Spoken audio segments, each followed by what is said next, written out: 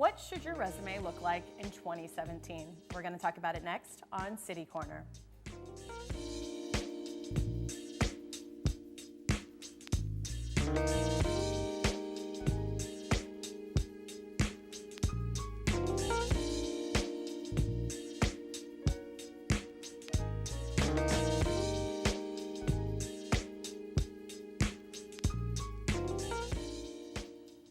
I'm Sarah Thompson, and welcome to City Corner.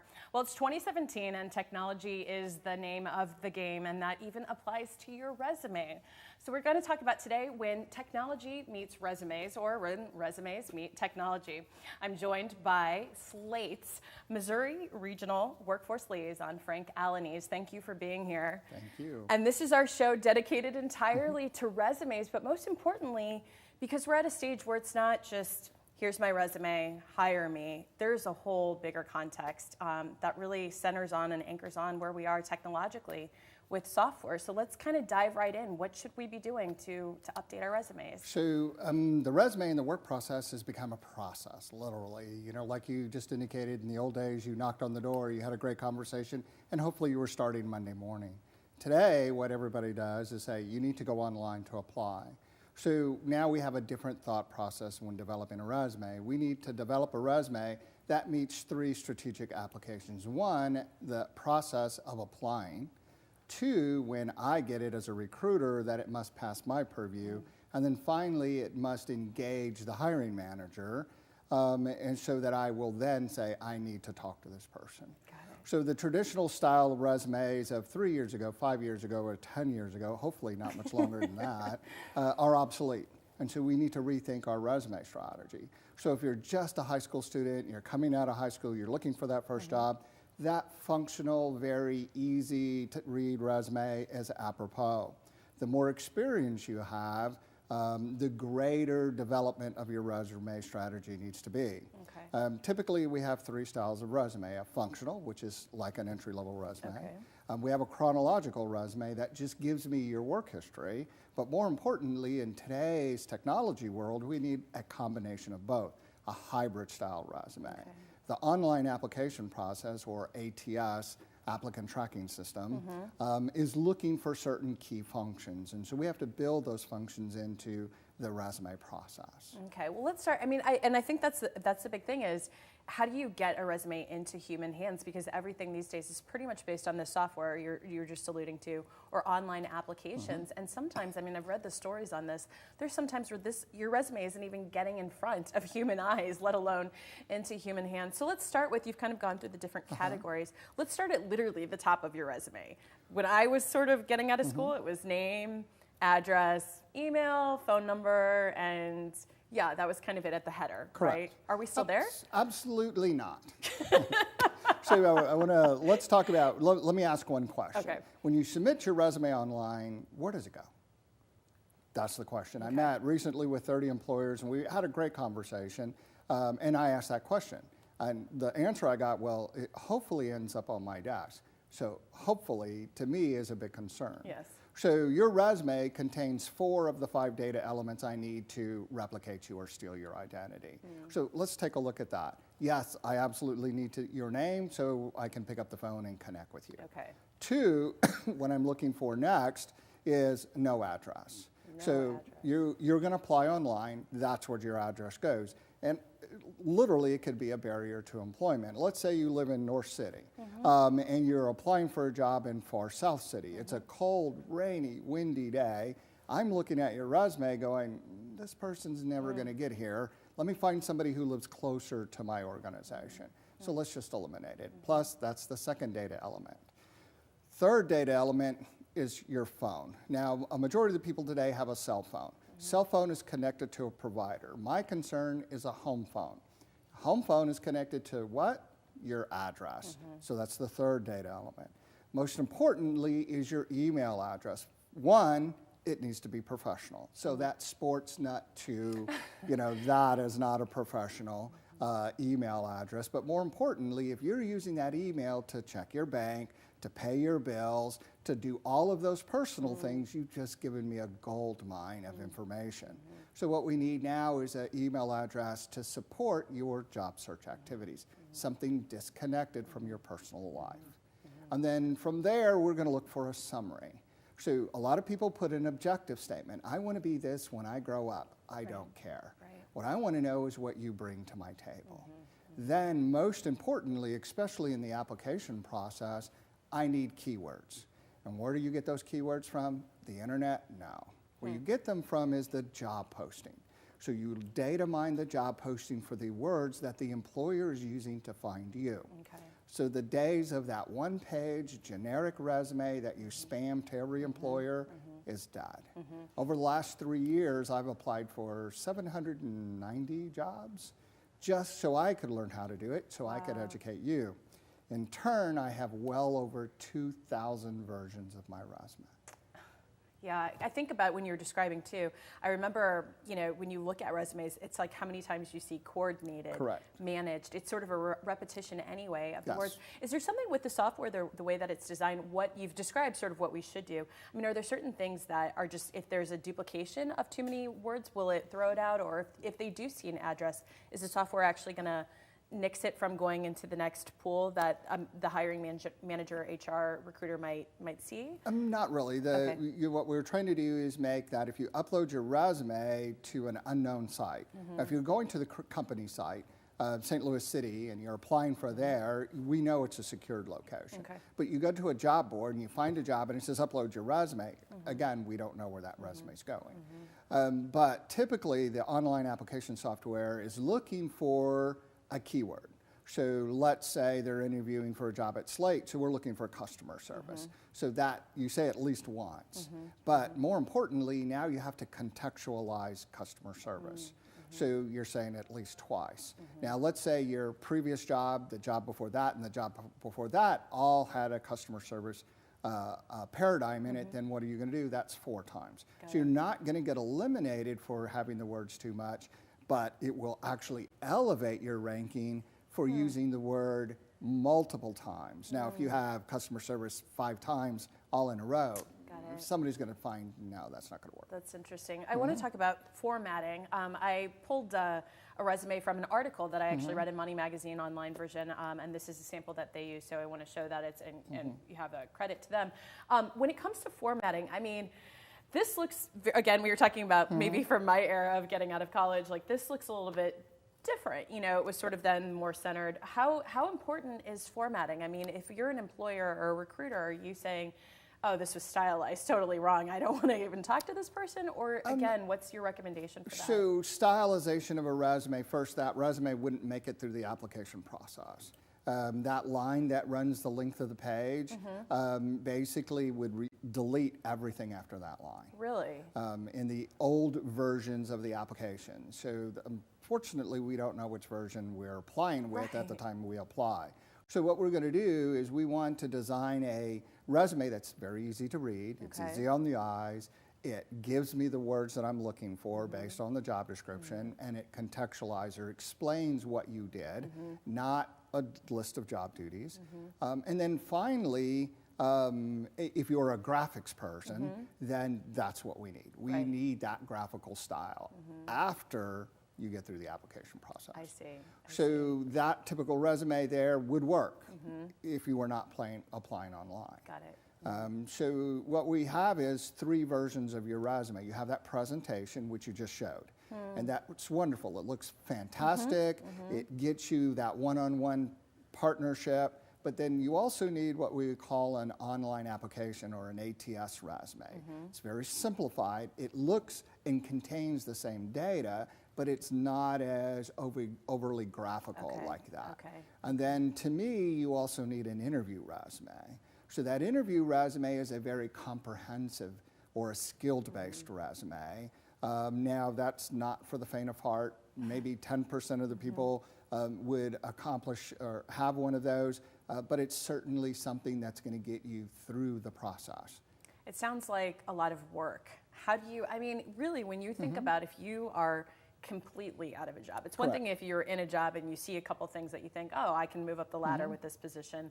I'm going to target these 3 places. Correct. If you are unemployed and you're sitting there day to day at a computer, at the library, at a computer, wherever, and you're applying for 20 jobs or something, how do you simplify this, or is this just what is necessary? This is what people assume is necessary. Okay. So I believe it takes 5 hours to apply for one job. And people argue with me all the time, and then I tell them, well, why are you sitting in front of me? Arguing with you to say it takes less or that it takes more? That it takes less. I believe, first of all, you need to research the company you want to work for, then customize your resume and your cover letter, and you haven't even applied for the job yet. And then third, what you're going to do is you're going to apply for the position, but you need to know all of the parameters of how to apply. It's a science now. You know, yes, you can do this and be one of those 80% of the people that are eliminated in the first 10 minutes, or you can do this correctly and be more successful in your process. I see. So you're saying sort of invest the time up front to make a Absolutely. more targeted resume and approach to that job offer, that company, and then go from there. Before we go to break, I want to talk about cover letters. Is that essential? Where do we stand with cover letters these days? So recently, SLATE polled employers, and one of the questions we ask is, do you read cover letters? And about 50% of the employers that we polled said no. My question, though, is who makes up that 50%? I've met with employers, and I've met with the senior talent acquisition manager, and she said, Frank, I don't read cover letters, don't send them to me. And then I talked to her 2 recruiters and go, we don't read resumes unless that's a cover letter attached. So by default, my opinion is you submit a cover letter. Now, because a cover letter contains keywords associated with a job, if you add that cover letter to your resume when you submit it online, your resume ranking goes up. So we recommend you submit a cover letter 100% of the time. Oh my gosh, there's a whole science to this. You could write a dissertation on this. Well, we've got more that we're going to cover, but the information for SLATE is right there on your screen. The St. Louis Agency on Training and Employment. 2 locations, stlworks.com, or call the number 314-589-8000. We're going to talk specifically about how SLATE can help you with some resumes and get further into this topic when we return right after this break. Please stay with us.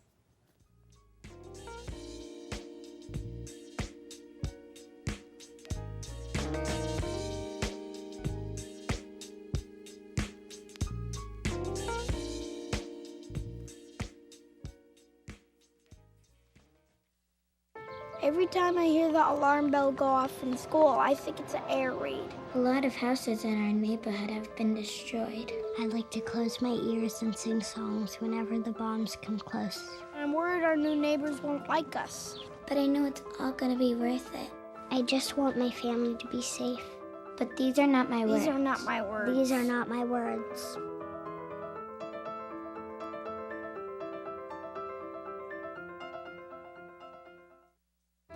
Here's your check.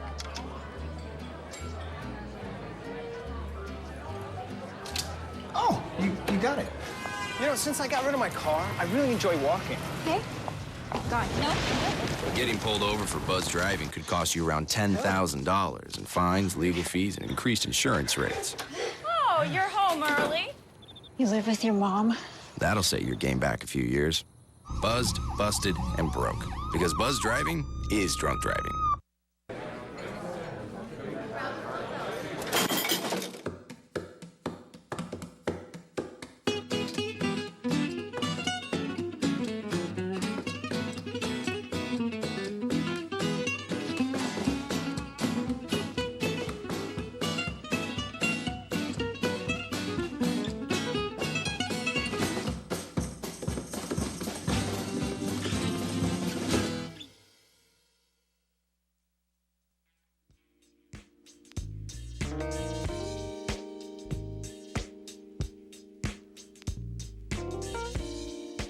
I'm Sarah Thompson, and welcome back to City Corner.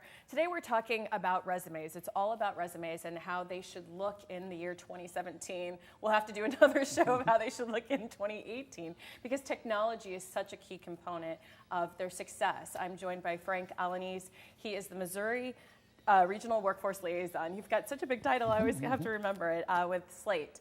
So again, thank you again for being here. You are such just a resource of great information, and thank you for going over all of this. So we kind of keep coming back to, what we should be doing currently to update our resume, how it can function with all the software that scans.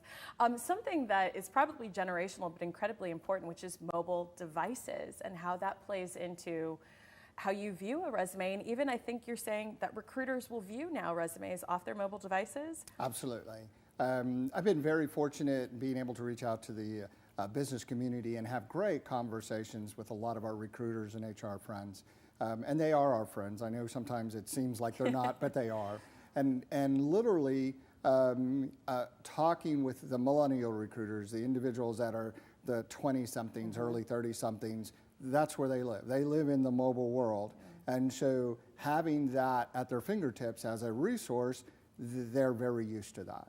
When we move up in let's say age, experience, we tend to then look at the large screen. They render the same, except we have an iOS device. It looks at your resume in a Word document a little bit different than an Android device. And then you've had a non-typical device, then again, we have a different rendering. Now, so if you're going to email your resume to an individual, I would prefer that you email as a PDF. Right. Now, if you're going to upload your resume to an application process, my suggestion that you upload it as a Word doc, not docx, but a doc file or a text file, txt, not like a mobile text, but a plain text document. Yes. And that's again just because the way that the software reads it, it's because it doesn't have as much of the formatting. Is that correct? Correct. Interesting. And then for the mobile devices, if someone is this recruiter, whatever age they might be, but they are reading off their phone, especially because people will do work from different locations now. Of those different types of resume, what's the best for the mobile device? The PDF, you're saying? The PDF, because it'll render the same on most devices. So we live in such a technology-based world, as you indicated. Some people email them as a Word document or as a docx, which is actually an HTML document. Or they send it as a PDF. I have recruiters that live in Google Docs, which is another version of a process.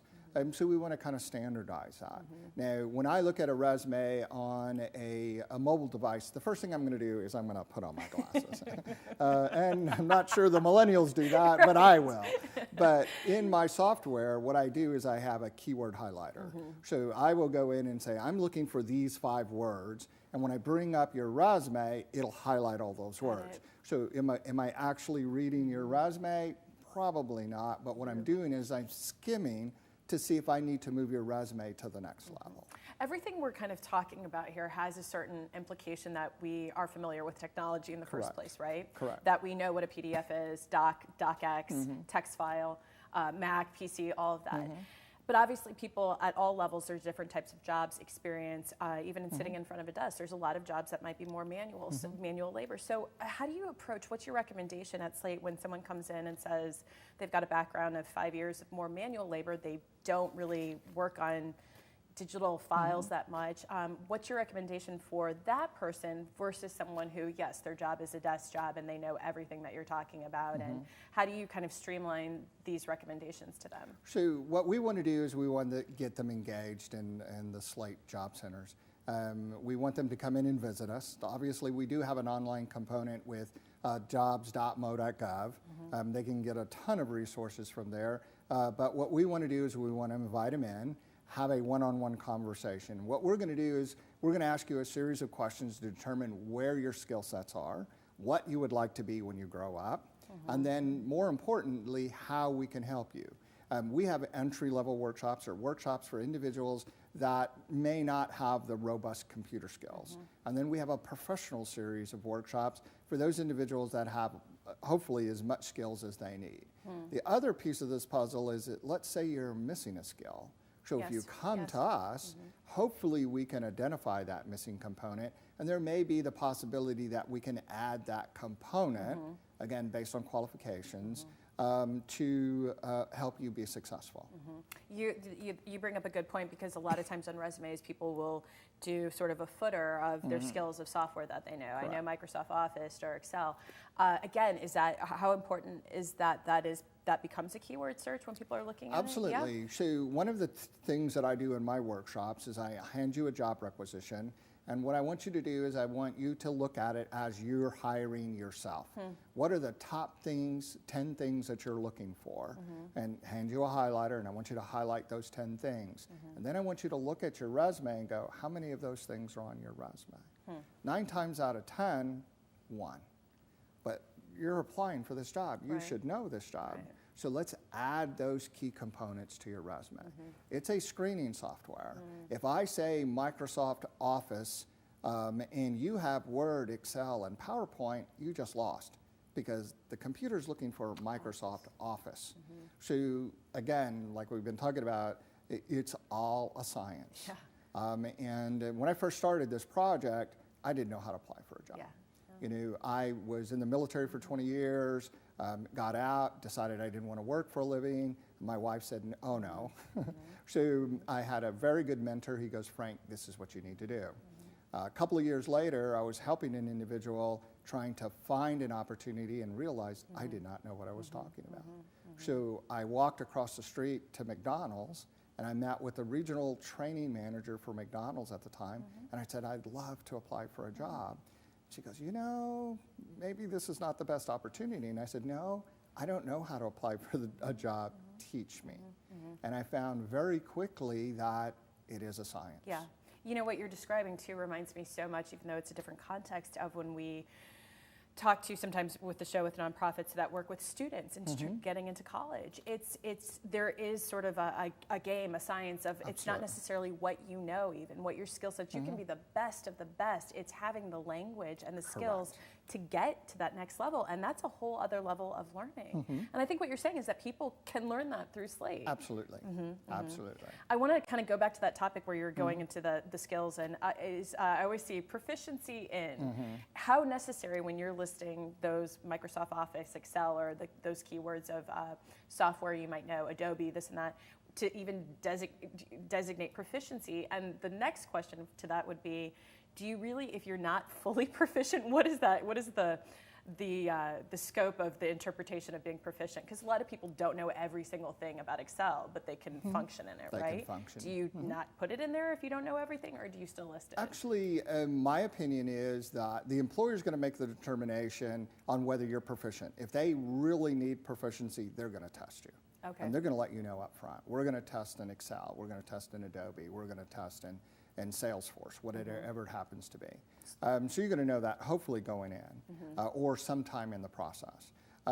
My biggest concern is so many people come up with these generic buzzwords like proficient in, and they rely on those buzzwords that they get the laundry list from the internet and miss the actual contextualization of the job. So let's say you have Excel. And you are a basic knowledge, so you know how to spell it, you know how to formulate some basic functions, you know how it works. So what I need you to do is describe that to me. So performed reports analysis using Crystal Report and Excel. That's what I need to know. I need to know, did you can spell it, obviously it's on your resume, hopefully. Right. But more importantly, tell me how you used it. So then that will help me make a determination. Do you have a working knowledge of, or are you a power user? So if you're indicating Excel, and I've done pivot tables, and I've done database management using Excel, then that tells me you're a power user. Got it. So give me the contextualization of that word. That's such a good point. A lot of what we're obviously talking about today has to do with technology, and we're sort of in this age of branding ourselves too, right? Correct. So, I mean, there was a time if you had said there was a frankAlaniz.com website, I would have said, what? But nowadays people are saying, well, here I am. This is my brand identity, my reputation, and they're giving it to potential employers. Correct. Is that effective? In a lot of cases, yes, I think it's very effective. But in today's world of technology, employers are going to Google you. Okay. So if I find you via Google, that could be a good thing or maybe not. So what I recommend is if you have that brand, if you have that frankalaniz.com, let me know. And then make sure that it's brand effective. You know, I need you to develop you as a product and sell yourself. So if you're a graphics person, show me what you've done. If you're a web developer, show me what you've done. If you're a programmer, connect me to your GitHub account so I can look at your code to see what you're accomplishing there. Most importantly, if you are a professional today, I need you to be part of LinkedIn. Right. You know, and if you are, what that does is it tells me you're internet savvy, okay, and more importantly, you're part of my world. In today's world, it's not go to www, it's like us on Facebook. So now, do I recommend you need to go out and join Facebook? Please don't. Right. You know, but show that you have that brand. Sell yourself.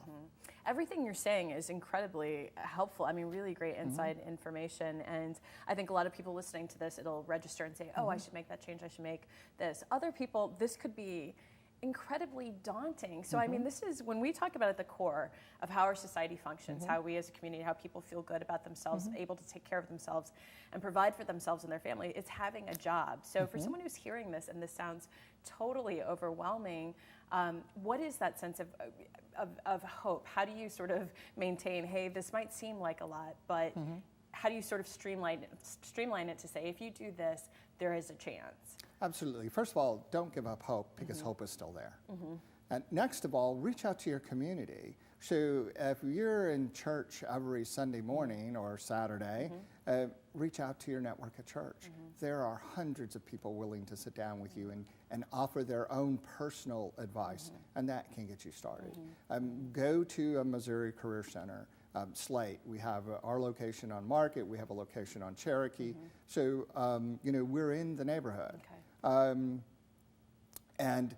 don't lose hope. We can get you where you need to be. So let me give you a little fun fact. In 2016, we had over 214,000 jobs posted in the metro area. Every week, we have employers where we send out hot jobs. In other words, the employer is hiring today. Not only that, we follow up with a professional series of jobs. On Monday, I sent out over 13,000 jobs in the metro area to our network, and what you need to do is be part of that network. Be part of it.